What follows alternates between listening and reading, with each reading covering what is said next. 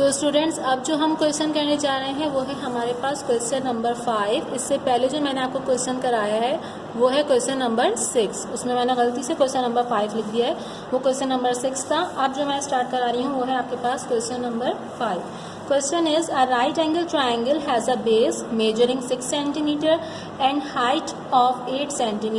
What is the length of its hypotenuse? Again हम सबसे पहले जो है वो फिगर ड्रॉ करेंगे। एक राइट एंगल ट्राइंगल हम ड्रॉ कर लेते हैं और इसके वर्टेक्स को नाम दे देते हैं A, B, C। B के सामने वाली साइड स्मॉल b, A के सामने वाली साइड स्मॉल a और C के सामने वाली साइड स्मॉल c। अब आपसे इसमें कह रहे हैं बेस कितना है 6 सेंटीमीटर, तो मैं बेस में लिख दूंगी 6 सेंटीमीटर। हाइट है 8 सेंटीमीटर, तो परपेंडिकुलर वाली साइड को हाइट कहा जाता है विच is 8 centimetre. And what is the length of its hypotenuse? It means hypotenuse आपको फाइंड आउट करनी है। तो अब हम यहाँ पे डाटा बनाएंगे। अगेन डाटा में मैं लिखूंगी हाइपोटेन्यूज किससे शो कर रहे हैं C से विच इज़ क्वेश्चन मार्क, हमको मालूम करनी है। परपेंडिकुलर को शो कर रहे हैं स्मॉल a से which is 8 centimetre and base को हम शो कर रहे हैं स्मॉल b से that is 6 centimetre. Now solution की हेडिंग फॉर्मूला लिखेंगे हम by using Pythagoras theorem.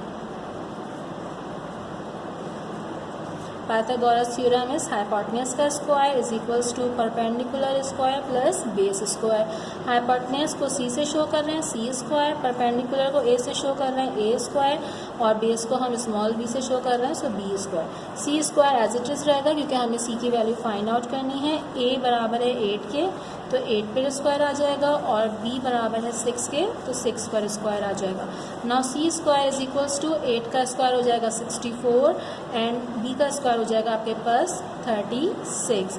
C square is equals to 64 and 36 को जब हम ऐड करेंगे तो हमारे पास क्या आ जाएगा 100। स्क्वायर हटाने के लिए हम क्या करते हैं again taking square root on both sides. C square पर रूट आ जाएगा, सिमिलरली 100 पर भी रूट आ जाएगा। स्क्वायर से रूट कैंसिल तो C की वैल्यू क्या आ जाएगी। अब अगेन आपके पास 100 रूट के अंदर आ रहा है, आप इसका एलसीएम लेंगे 2 5 ज़ा 10 0, 2 2 ज़ा 4, 2 5 ज़ा 10, 5 5 ज़ा 25 एंड 5 1 ज़ा 5। 2 इंटू 2 5 इंटू 5, 2 का भी पेयर बन रहा है और 5 का भी पेयर बन रहा है। So C is equals to 2 into 5, तो C is equals to 10 centimetre. So this is your required answer. Next question is question number 9. A lighthouse casts a shadow 15 meter long.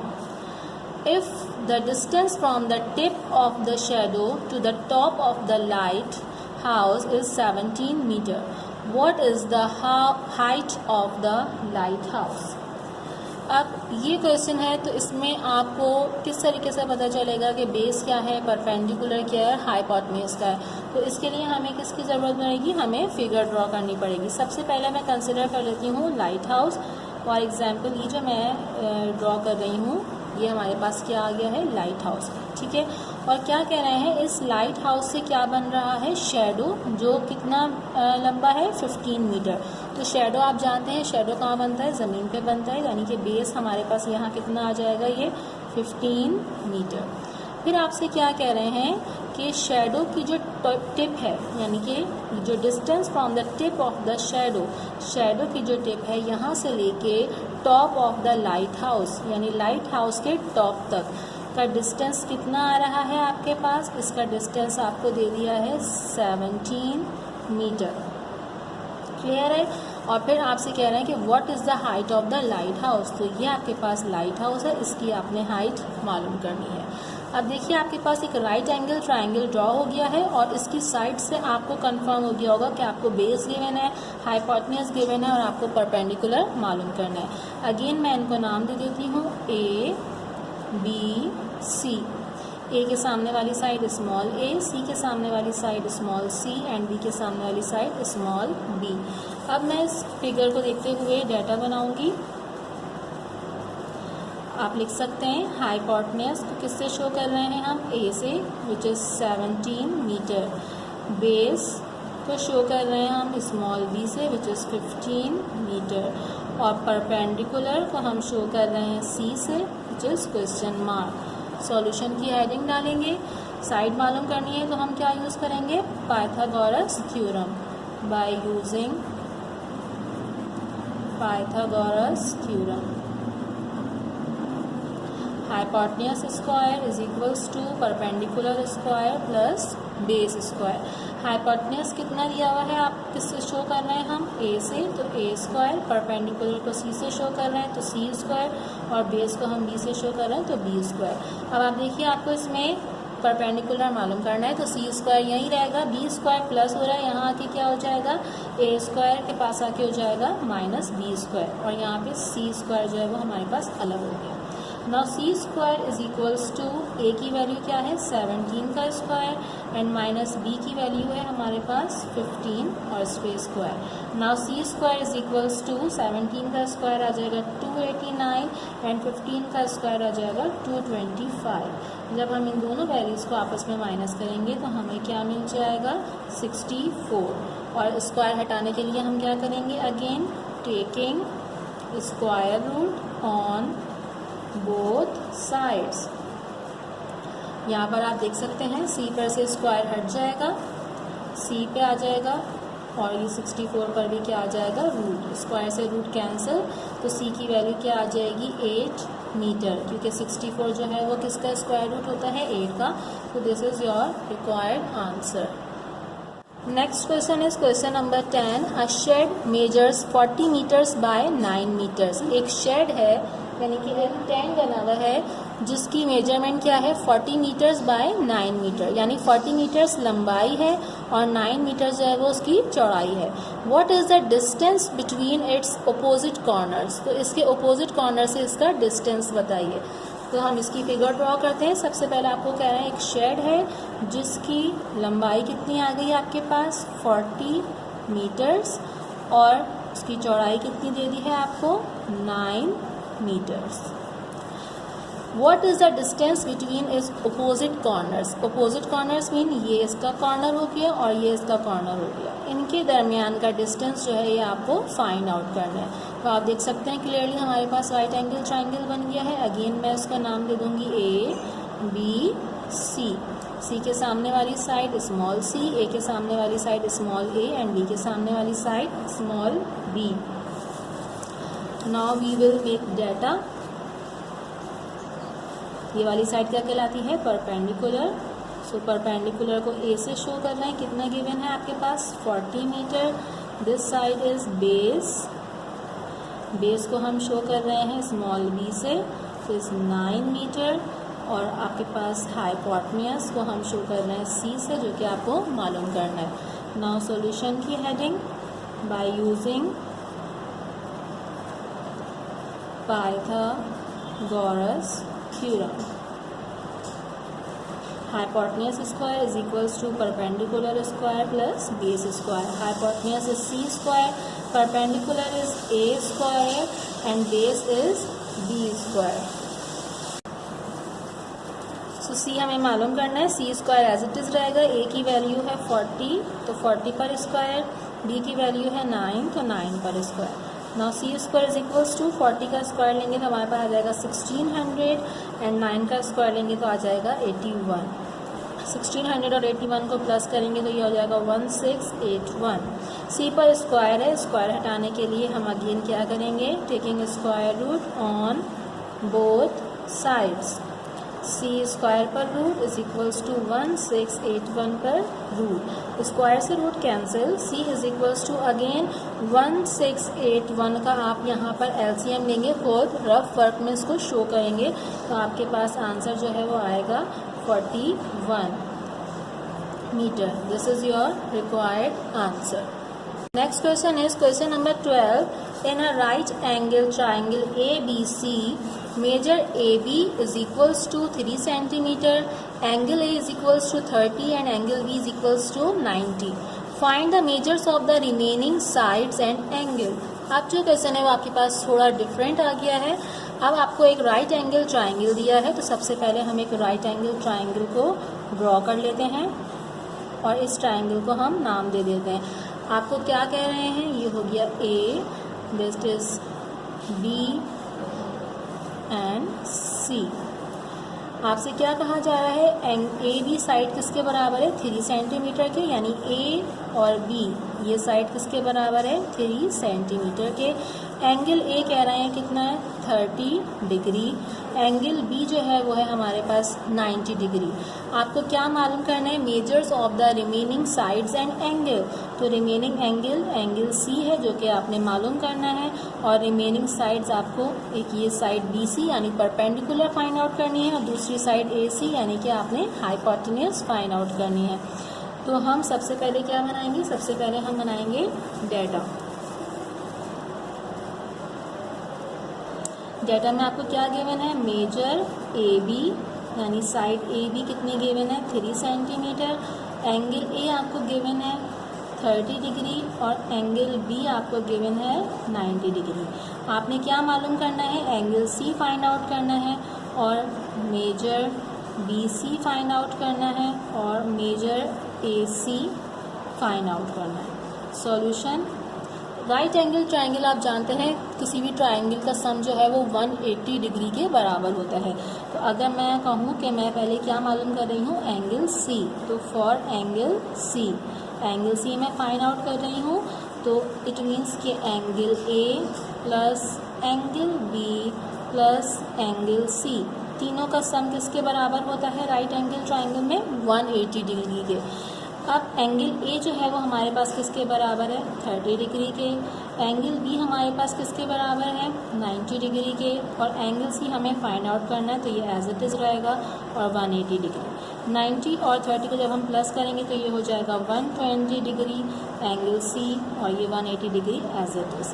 Angle C find out करना है, तो यहाँ पे as it is रहेगा, 120 plus है, 180 degree के पास आके minus हो जाएगा। सो एंगल सी हमारे पास क्या आ गया, 60 डिग्री। सो डाटा में देखिए एंगल सी हम फाइंड आउट कर चुके हैं। अब हम क्या मालूम करेंगे, अब हम साइड्स फाइंड आउट करेंगे। साइड्स मालूम करने के लिए आपको फॉर्मूला बताया था कि हम पाइथागोरस थ्योरम यूज़ करते हैं। पाइथागोरस थ्योरम इससे पहले जो हम यूज़ कर चुके हैं, आप देख सकते हैं हमें क्या मिलती थी, हमेशा हमें 2 साइड्स गिवन होती थी।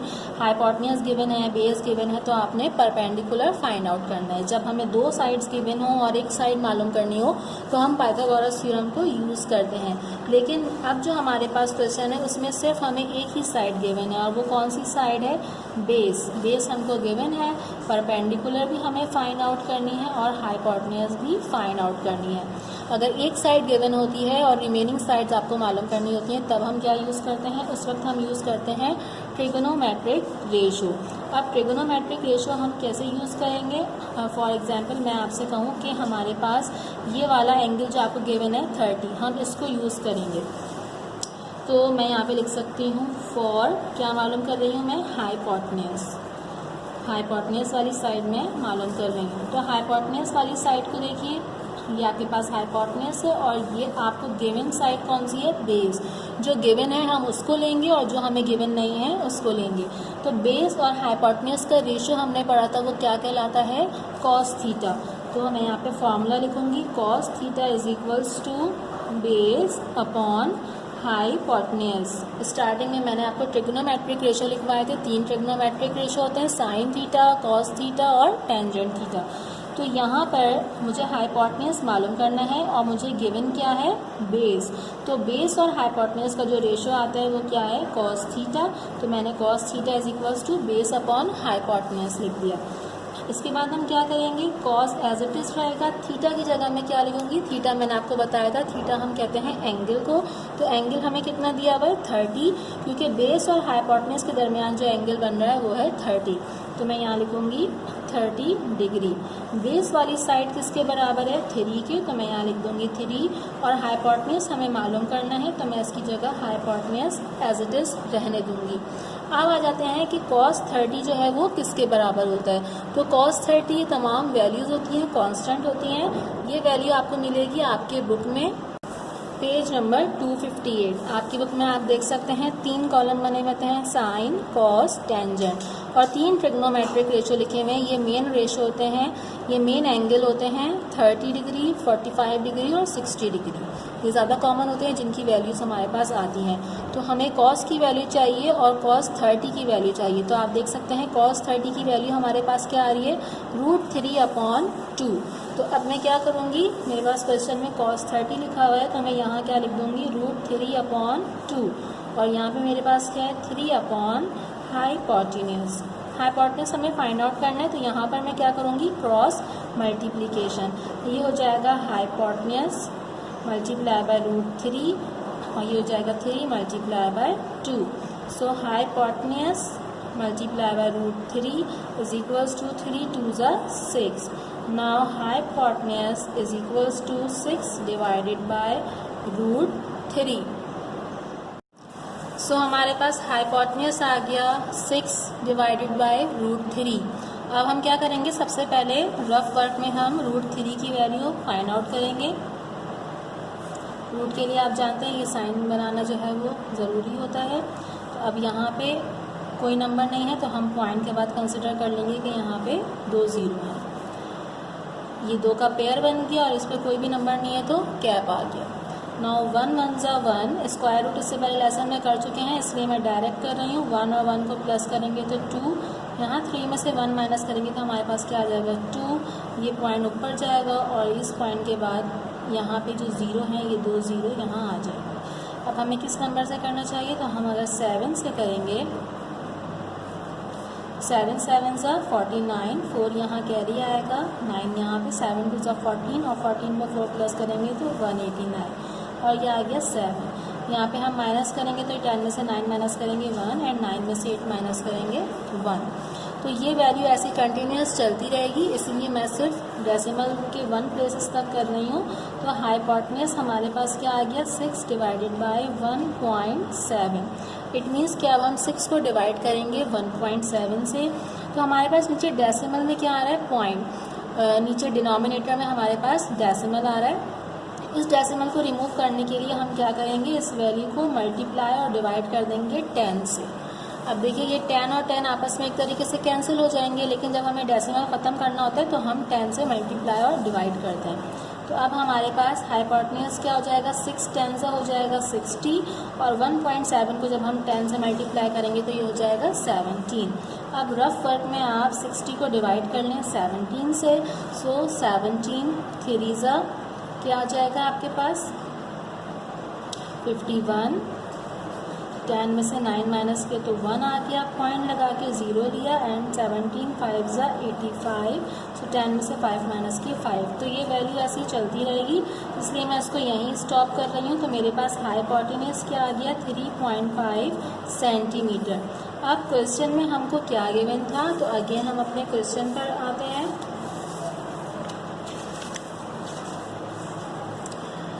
ये रहा क्वेश्चन। क्वेश्चन में आपको बेस गिवन थी और हाइपोटेन्यूज हमने फाइंड आउट कर लिया है। अब हमें क्या मालूम करना है, परपेंडिकुलर। तो आप देख सकते हैं अब हमारे पास 2 साइड्स आ गई हैं और हमें एक साइड मालूम करनी है। तो हम क्या यूज़ करेंगे, हम यूज़ करेंगे पाइथागोरस थ्योरम। मैं यहाँ पे अब लिख दूँगी फॉर परपेंडिकुलर, क्योंकि अब हम क्या मालूम कर रहे हैं, परपेंडिकुलर। उसके लिए हम क्या यूज़ करेंगे, by using Pythagoras theorem. Hypotenuse square is equals to perpendicular square plus base square. Hypotenuse square as it is है, बेस यहाँ पे प्लस हो रहा है, हाइपोटेन्यूज के पास आके माइनस हो जाएगा और अलग हो गया परपेंडिकुलर स्क्वायर, क्योंकि हमें परपेंडिकुलर फाइंड आउट करना है। हाइपोटेन्यूज की वैल्यू हमारे पास क्या आई है, 3.5 का स्क्वायर। बेस हमें कितना गिवन था, 3, तो 3 का स्क्वायर। ये क्या बच गया यहाँ पे, p square.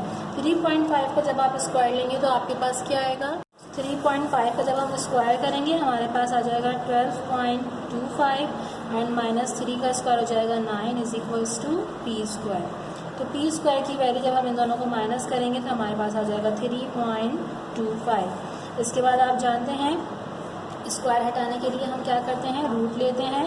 So taking square root on both sides, और फिर आप इसका स्क्वायर लेंगे, स्क्वायर रूट लेंगे। स्क्वायर से रूट कैंसिल, तो p इज इक्वल्स टू आएगा आपके पास 1.5 सेंटीमीटर। इसका स्क्वायर रूट आप खुद लेंगे, रफ वर्क में शो करेंगे। जिस तरीके से मैंने आपको यहाँ पे ऊपर 3 का स्क्वायर रूट लेना बताया था, ऐसे ही आप 3.25 का भी स्क्वायर रूट लेंगे। So this is your required answer. Next question is question number 14. In a right angle triangle ABC, the perpendicular and the base measure 3 cm. Find the hypotenuse, all the 3 trigonometric ratios. तो सबसे पहले हम diagram जो है वो draw करते हैं। आपसे क्या कह रहे हैं कि एक राइट एंगल ट्राइंगल है और उसका बेस और परपेंडिकुलर कितना है 3 सेंटीमीटर, यानी बेस जो है वो भी 3 सेंटीमीटर और परपेंडिकुलर जो है वो भी 3 सेंटीमीटर। और आपने क्या मालूम करना है, हाइपोटेन्यूज। इसको हम नाम दे देते हैं ए बी सी। ये हो गया स्मॉल ए, ये हो गया स्मॉल सी और ये हो गया स्मॉल बी। अब हम बनाते हैं डाटा। डाटा में आपसे क्या कह रहे हैं, फर्स्ट पार्ट का हम डाटा बना लेते हैं। आपको बेस जो कि हम बी से शो कर रहे हैं कितनी दी हुई है 3 सेंटीमीटर, परपेंडिकुलर जो कि हम ए से शो कर रहे हैं कितनी गिवन है 3 सेंटीमीटर, और हाइपोटेन्यूज जो है वो आपको फाइंड आउट करना है। तो ये सी इज इक्वल्स टू हो जाएगा क्वेश्चन मार्क। सॉल्यूशन हम करेंगे तो बाय यूजिंग पाइथागोरस थ्योरम।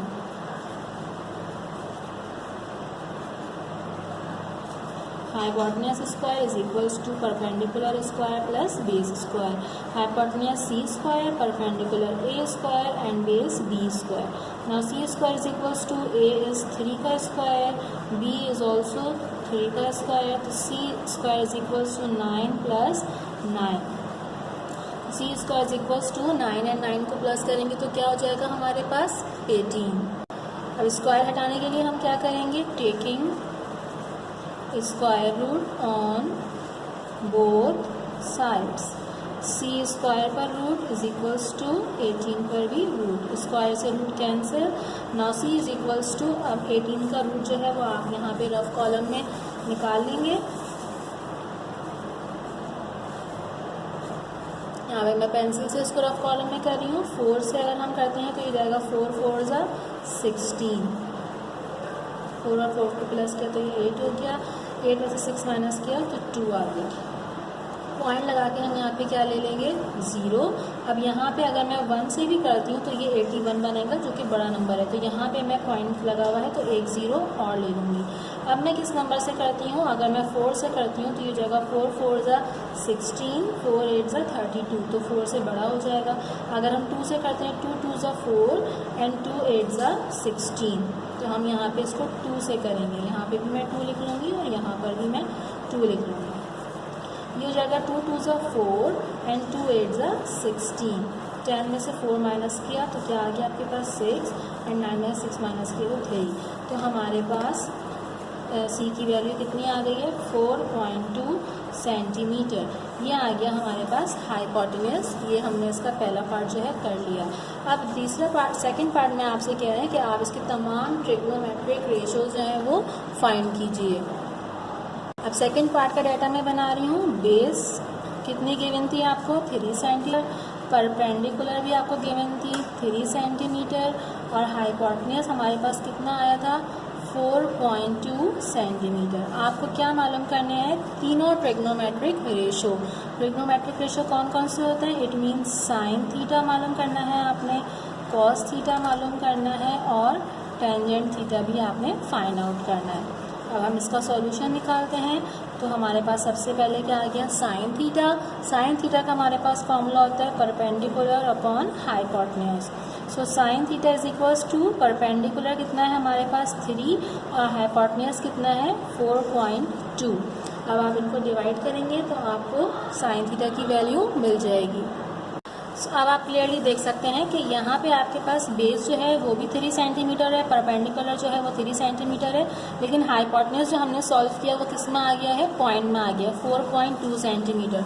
सो अगर हम इसको भी एक डेसिमल के बगैर करना चाहें तो हम क्या कर सकते हैं, हम पीछे वापस अपने क्वेश्चन में आएंगे। जो मैंने आपको सी की वैल्यू बताई है 4.2 सेंटीमीटर, ये भी ठीक है आंसर, लेकिन क्योंकि हमारे पास बेस और हाइपोटेन्यूज जो है वो डेसिमल के बगैर है तो हम इसको भी, इसमें भी डेसिमल को ख़त्म करने की कोशिश करते हैं। स्क्वायर रूट मालूम करने का एक तरीका और है, हम क्या लेते हैं, एलसीएम लेते हैं। तो हम 18 का अगर एलसीएम लेंगे तो 2 9 18, 3 3 9, 3 1 3।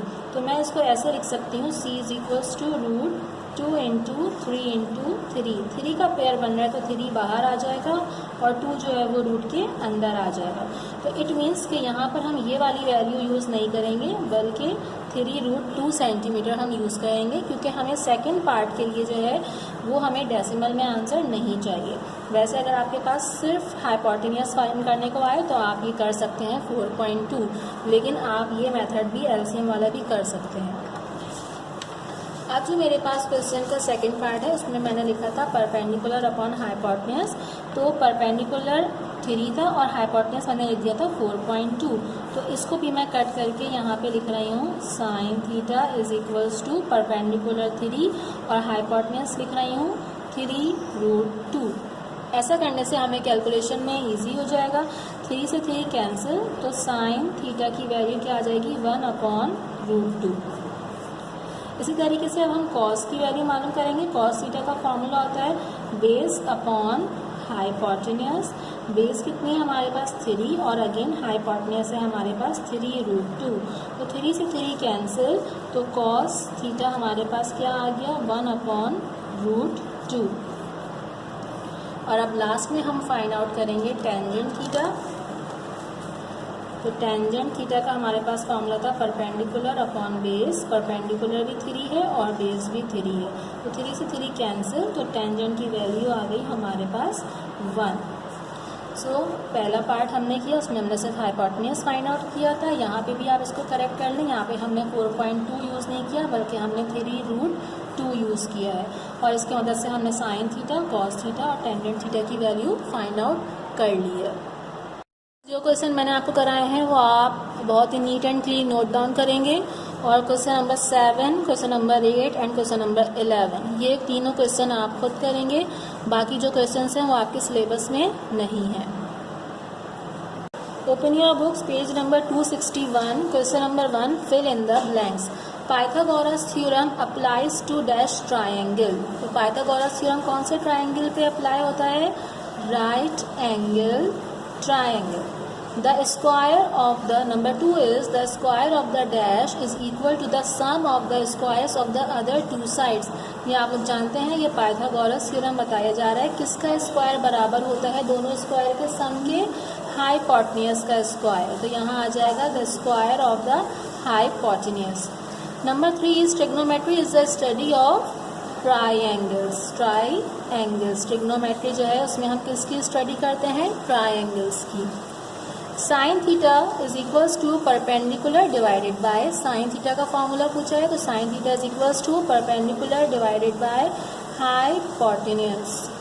Cot is the inverse of, अब इन्वर्स का आपसे पूछा गया है। मैंने आपको 3 रेशो बताए थे, साइन, कॉस एंड टेंजेंट। इन तीनों के इन्वर्स मौजूद होते हैं। साइन का इन्वर्स कहलाता है कॉसेक, कॉस का इन्वर्स कहलाता है सेक यानी कि उसका अपोजिट, और टेन का इन्वर्स कहलाता है cot.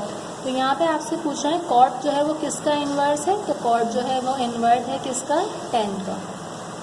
Now question number 2 is state whether the following are true और false. The value of sine 30 is equals to 1/2। Sine 30 की वैल्यू जो है वो 1/2 के बराबर है। इसके लिए मैंने आपको टेबल दिखाया था, आप वहाँ से चेक करेंगे तो ये ट्रू है।